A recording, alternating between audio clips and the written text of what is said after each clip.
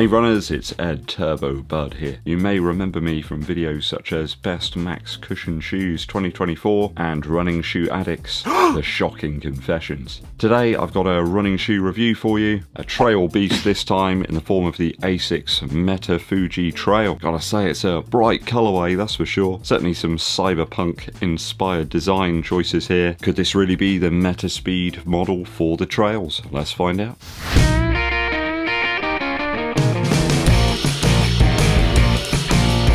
Thanks for joining me on the channel, people. Always appreciated. Hit that subscribe button so the channel can continue to grow. Also give this video a thumbs up like as well. Drop us a comment as well to help fight that YouTube algorithm. Dankeschön. Also a plated trail beast here from ASICS. They have sent this one over to me for review, but they're not paying me to make this video, nor will they get to vet my views before my valued viewers get to see them. I've got a whopping 46mm of stack height in the heel in the MetaFuji Trail and a whopping 40mm up front. So round about a 5 or 6mm drop here, and you get a similar feel to those Metaspeed models that I've tried out over the last few years. In my UK 11 or US 12, I've got 310 grams or 10.9 ounces. So that's a lot of cushion here for not a lot of weight, which is always welcome, especially in trail shoes when the sizes start going upwards.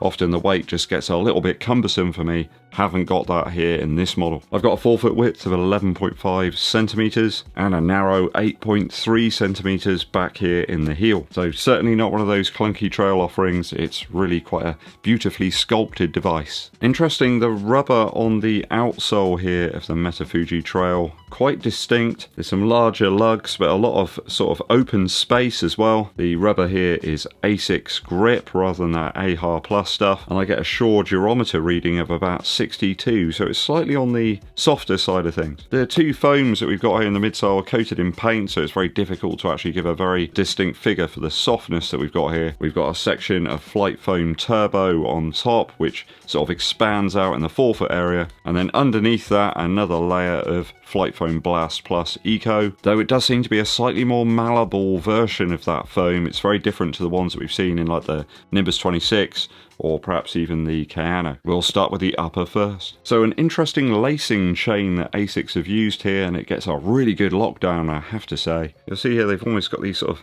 sticks, I suppose, that the laces go through and help to pull the upper in around the foot. There's some good padding here as well in the tongue, even right up to the very top, the final eyelets. I didn't experience any sort of pressure on the top of the foot. It was dead easy to dial in the fit. I think if you're going to use a runner's knot, you're going to be right up against the final section of padding there, but I didn't experience any sort of rubbing or pressure. I think you should be okay. We've got some serrated laces here, similar to those used in previous ASICS models. That tongue is also partially gusseted, so it won't move around or sort of fall to the sides on your longer runs. I do like the toe box here in the MetaFuji Trail. It's got some nice height to it and a decent amount of width. It's almost transparent actually at the front here. You've got some overlays or sort of plasticky to provide a little bit of extra reinforcement and protection to the toes. I wouldn't say this is the most sort of protective trail model that I've ever tried out. If you liked ASICS's Fuji Speed models recently, then I think you'll probably like this one. There's quite a few overlays around here to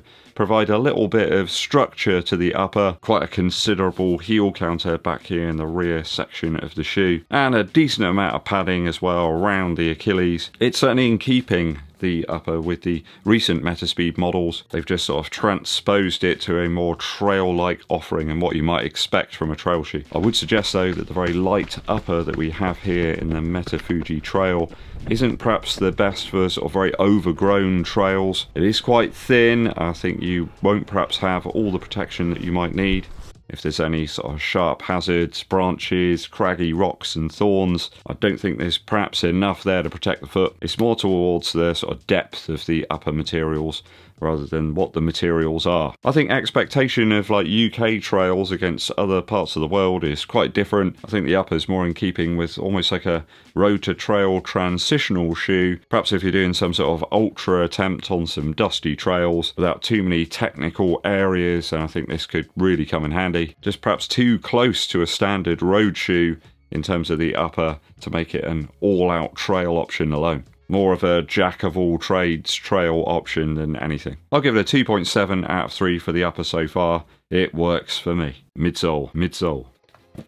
Midsole now. So midsole wise, this is a massive, drastic departure from any trail shoe that I've worn. There's certainly the DNA of the Fuji Speed models here within this model, but it's amplified even further with more additional heel stack. It's very squashy back here in the rear, and you've got a big 4-foot build up here of that Flight Foam turbo stuff, and that's where the midsole's sort of at its wildest really. It performs really great up at tempo pace. And also I pushed it to some like 5k pace and the shoe felt absolutely fantastic. I don't think I've ever said that about a trail shoe before. What I tried to do to test this one out was find as many different surfaces as possible and see how the shoe performed. And I think due to the lower weight of this one, it just makes it that bit more versatile.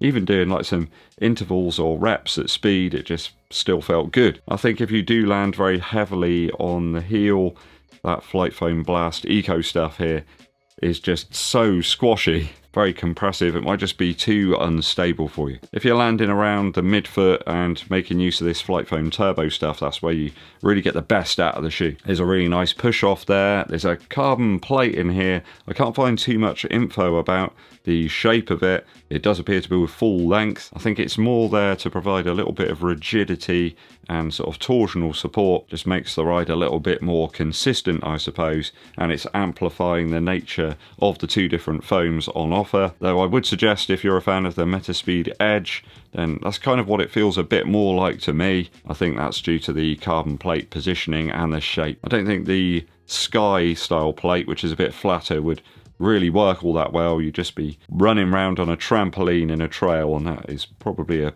little bit dangerous. Interesting that Flight Foam Turbo Plus hasn't been used here in the Metafuji Trail. I think perhaps that foam would just be way too unstable and too compressive, so perhaps ASICS have deliberately altered the formulas around a bit here to provide a slightly more consistent underfoot feel. I can see me using this loads over the winter months, where I need a little bit more grip and something that's a little bit more weatherized, because some of the sections I run on, especially in the winter, you've got loads of debris, loads of standing water, and another fact is it's super easy to clean as well, so this one's staying in the rotation. I'll give it a 2.7 out of 3 for the midsole. I think it's hard to actually please everybody with a trail shoe, but this is doing lots of stuff that I need. Outsole now. We have ASICS grip here. The lugs are very spaced out, but that does mean that you don't collect up loads of debris. It doesn't get stuck in there. And as I said just now, the shoe is super easy to clean. I think the way the lugs are spaced out here does in fact amplify that compressive, bouncy feel that you get. If you have more compactive lugs, it probably would have made the shoe slightly more stable, but not anywhere near as fun. It performed very well in some wet, boggy trail sections.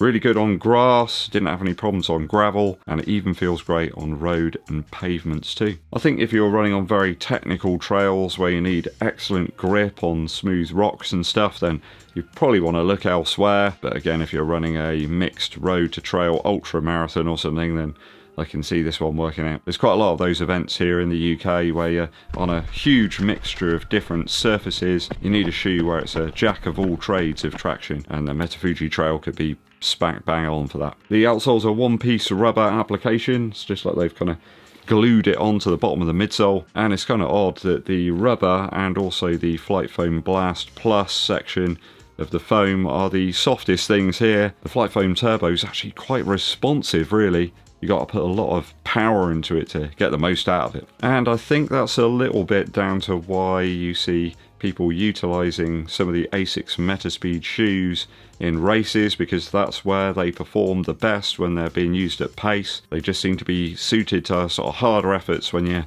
putting more into the foam, you just get more back out of it. And that isn't the case for all of the super foams. ASICS grip tends to be pretty solid, I have to say. Durability is pretty much always up there when it comes to that rubber. For its purpose, I'm going to give it a 2.7 out of 3 for the outsole so far. We got to talk value now. This shoe certainly is expensive, 220 Earth credits here in the UK. But I think if you are going to be running a substantial amount over the winter, you need some extra grip, but you still want that propulsive feel that you've got from a super shoe, then this is right up there. It felt really exhilarating running at pace in this one. And I think if you've got some races lined up where some of your typical super shoes just aren't going to cut it for grip, then this one could come in handy. Build quality is fantastic out of the box, I have to say. I don't know whether the factory that produces ASICS stuff has perhaps a different one for trail shoes, but it is really top notch. There's no dodgy glue marks, weird stitching or anything. It looks like a quality item out of the box. I think that's been the case for pretty much every ASICS shoe I've ever reviewed. Sometimes you get like dodgy print on some manufacturers' models. They just look like they've been thrown together on a Friday afternoon, but this one, that's not the case. I think it's as close as you're going to get really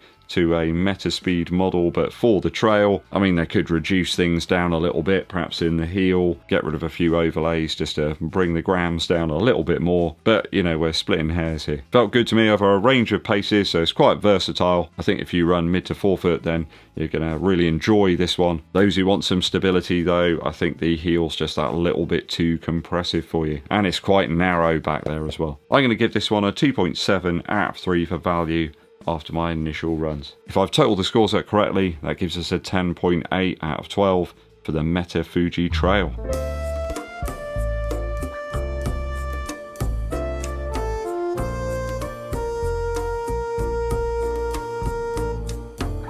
Don't know about you guys, but the design on this one is fantastic. I think it's a beautiful looking shoe. Definitely one of the best trail models that I've reviewed, probably since the last ASICS one actually. Just has that exciting pop on toe off, and how they're keeping the weight down that low really for a trail shoe in my size is amazing. Are you going to be picking up the Metafuji Trail? What's your go-to trail shoe when the going gets tough?